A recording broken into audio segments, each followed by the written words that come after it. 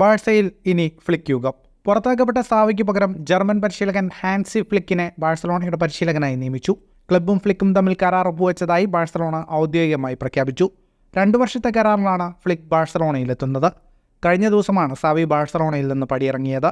അവസാനമായി ജർമ്മൻ ദേശീയ ടീമിനെയാണ് ഹാൻസി ഫ്ലിക്ക് പരിശീലിപ്പിച്ചത്. എന്നാൽ ലോകകപ്പിലടക്കം ജർമ്മൻ ടീമിൻ്റെ മോശം പ്രകടനത്തെ തുടർന്ന് കഴിഞ്ഞ വർഷം സെപ്റ്റംബറിൽ ഹാൻസി ഫ്ലിക്ക് പുറത്താക്കപ്പെടുകയായിരുന്നു.